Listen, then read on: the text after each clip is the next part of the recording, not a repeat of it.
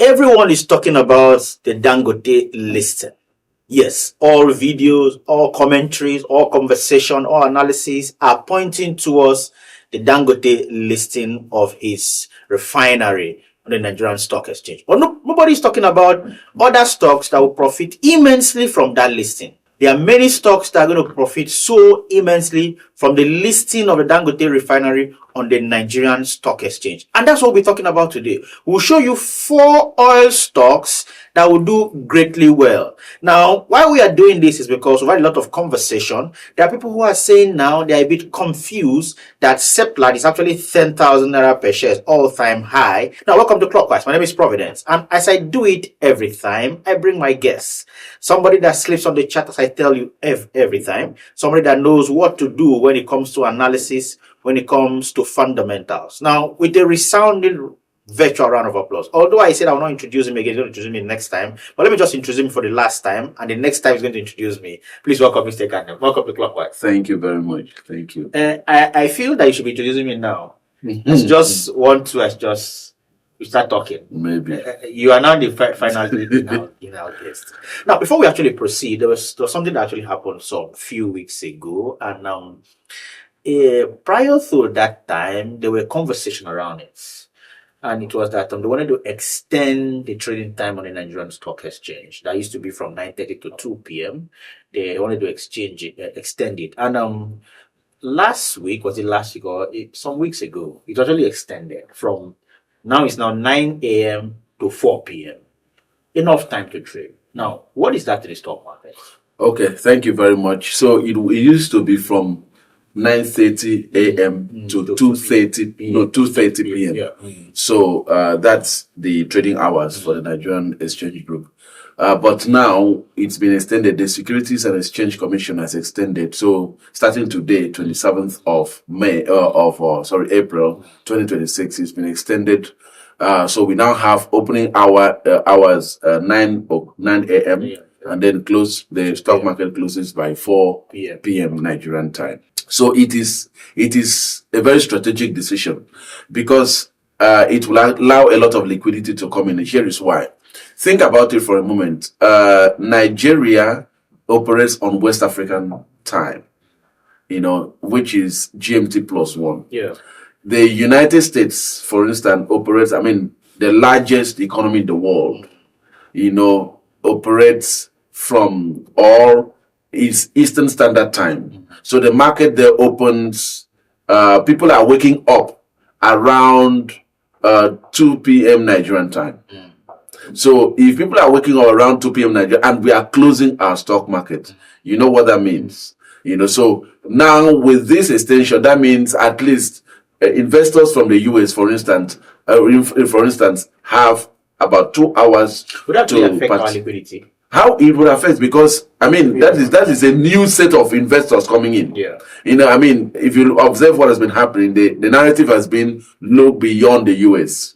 And as someone that follows the US stock market very closely, a lot of analysts, a lot of investment advisors have begun to advise their clients to look into external markets, especially emerging markets. Nigeria is still part of an emerging market. We've seen a few things that have happened, especially with the stability of the US dollars.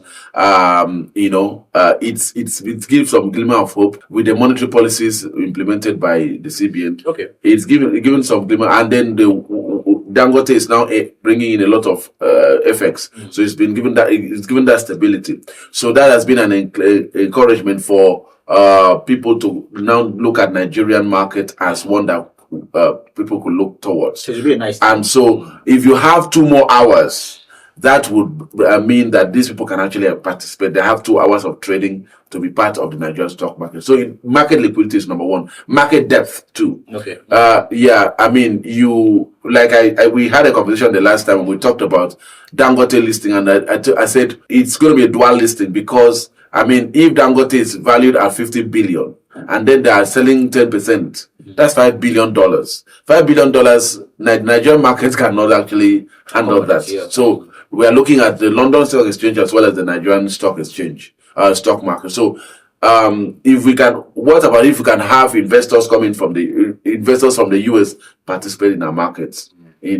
based on this trading house. So you have market depth that comes in. Then again, access to access, like I said, a lot of especially institutional investors, they don't trade. They really do trading when the market opens over there. That's why if you observe, if you're a trader, you'll observe that around 2:30 p.m. Nigerian time, you would see, if you are looking at indices like S&P 500, Nasdaq, and Dow Jones Industrial Average, you see that the prices become very volatile around as from 2 p.m. So more traders come in because the market is open and more traders can come in.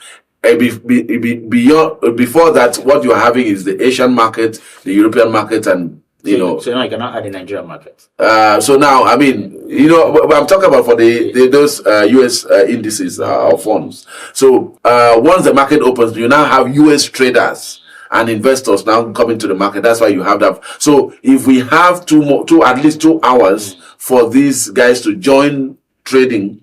So that would boost a lot of liquidity, boost market depth, and will boost the opportunity. It would allow access to the Nigerian market, and that is very important, especially as we await Dangote listing. Right. Okay, that's a very nice one. That's a very good opening. Now let's stay on the conversation for today. A lot of people are talking about the Dangote listing. Everywhere Dangote listing, people are just getting set to ensure that they buy into it. I think there is FOMO now, fear of actually missing out. Everybody's waiting. As a trader, as an investor, you look beyond the hype. You actually look beyond the popular conversation. And you want to see other things that can actually benefit from this listing that you can take advantage of. That will be today's conversation. Now, Dangote Refinery listing will be listing on the oil stocks. And we believe that there will be ripple effects to other companies. So let's discuss that. Okay. So Dangote sits very elegantly in the downstream, refining and refining especially. So, but it's part of a value chain. Okay. So you have the upstream, which is exploration and production. You have midstream, which is storage and transportation, and then you have the downstream, which is refining and distribution. Yeah.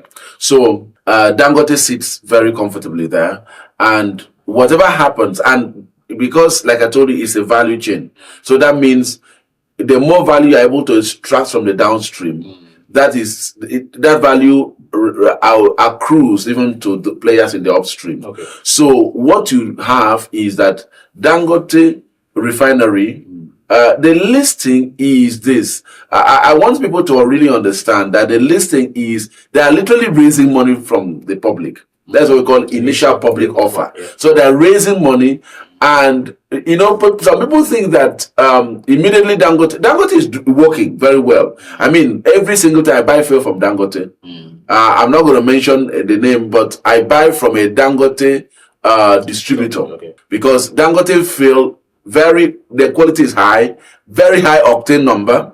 And then the price. I mean, if anything that happens, it really reflects what's happening in the international market. So Dangote is raising money to be able to expand production. Currently, the installed capacity currently is 650,000 barrels per day. We expect Dangote to continue to expand, because it's not just saving Nigerian market, it's saving markets, external markets. That's number one. Number two, remember what we call economy of scale.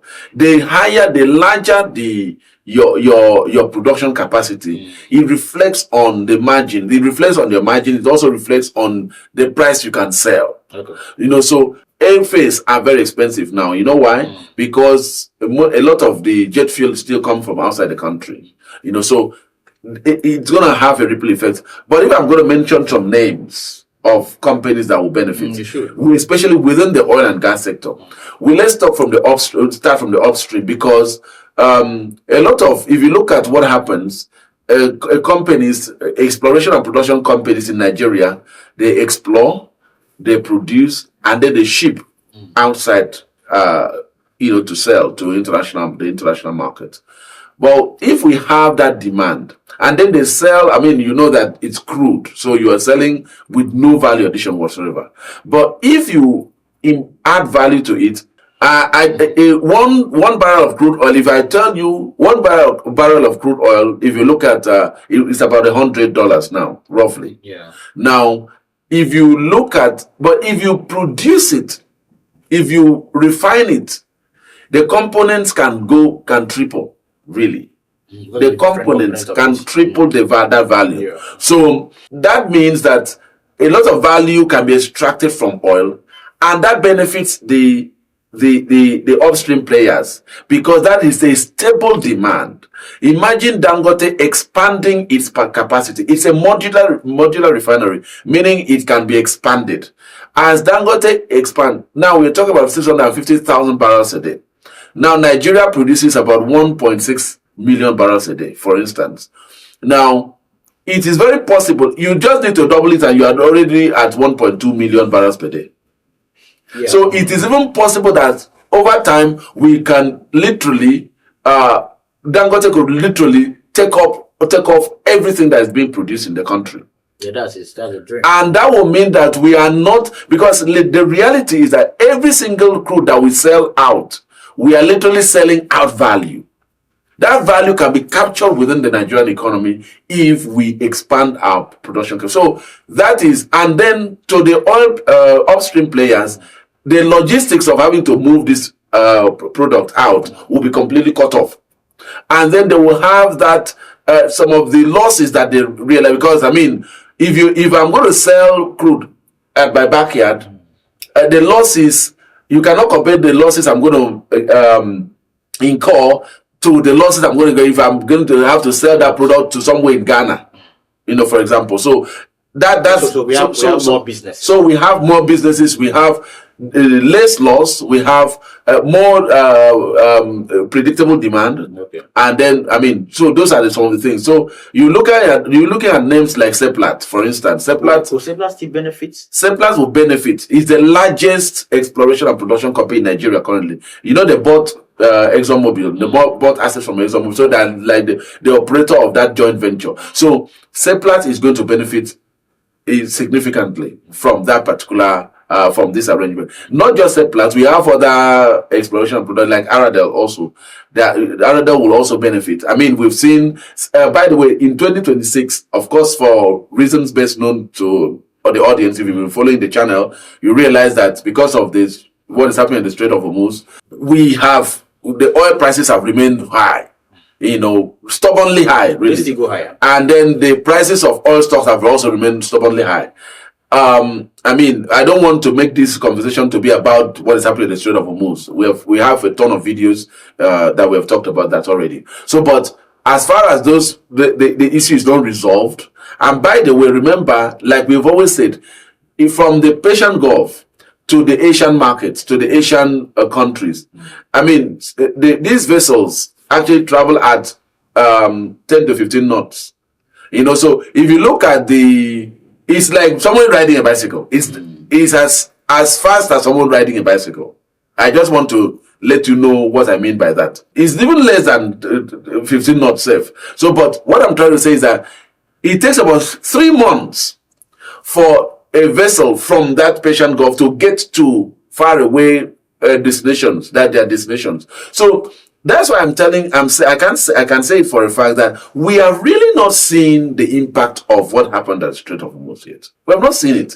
Because most of the vessels that are left there before February 28th are still on their way to their destinations. So it's like a long and variable lag.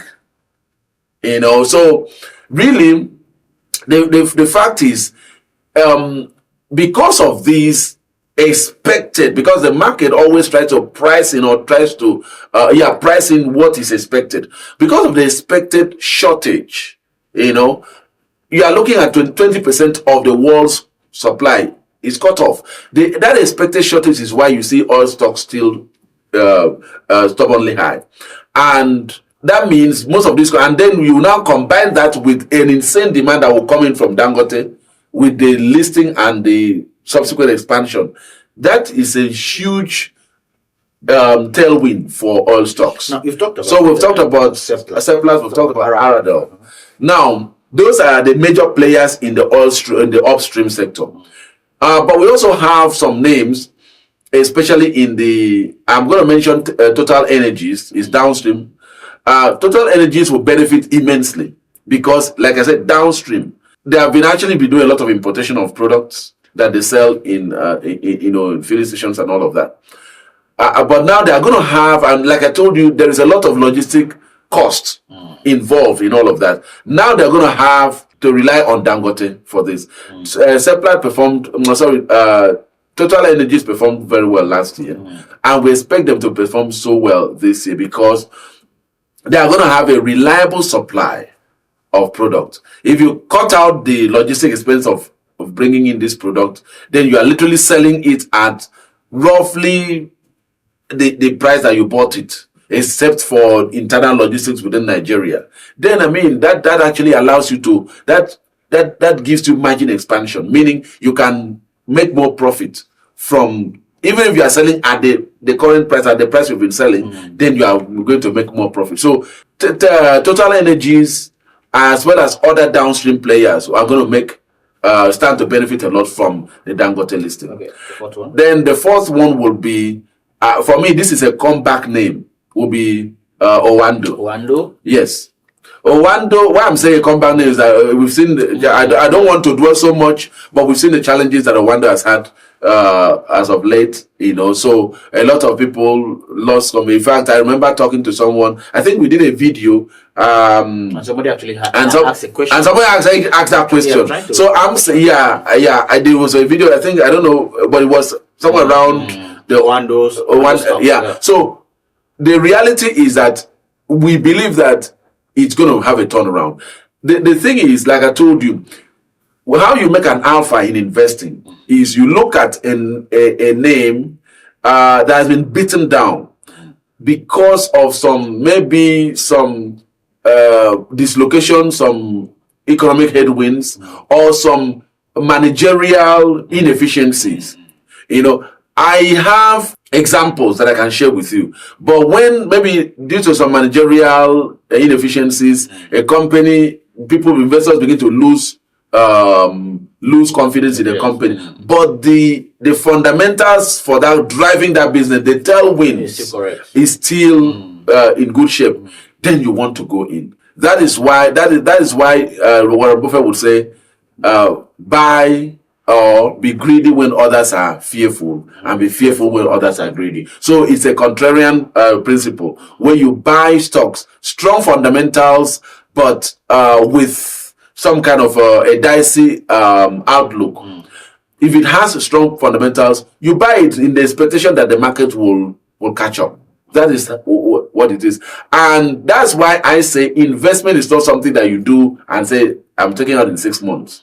Sometimes you can buy a company and the company might still be struggling. And then before you know what, boom, it goes up. I remember very well, an example I always like to give when I'm having this conversation is NVIDIA.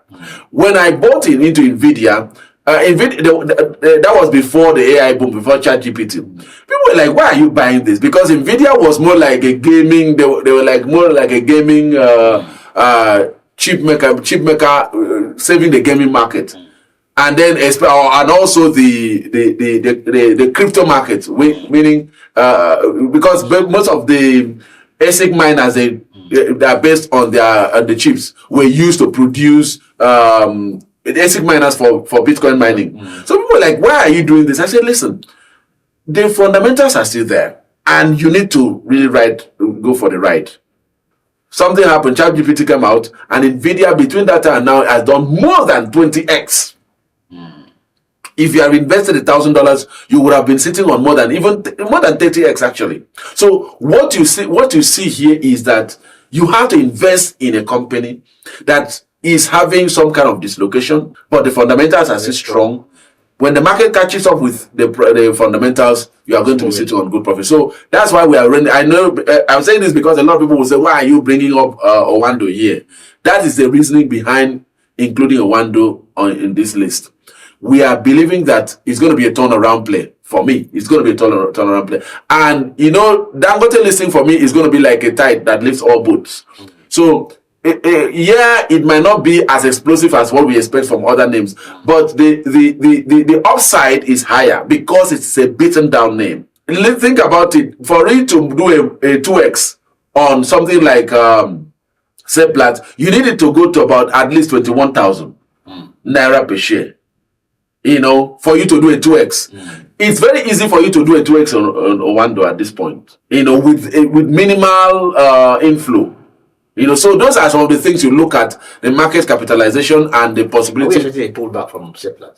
I do expect a pullback, and I have points. I had shared it the last time. I have some areas I'm looking to take to re-enter the market. I mean, I'm taking profit since the last. I've been taking profit on Seplat. Really, I'm not closing my position. Someone got angry and said, "Why are you guys saying that Seplat will?" Listen, guys, I am not saying that. The fact that I'm still that's why I'm mentioning Seplat again.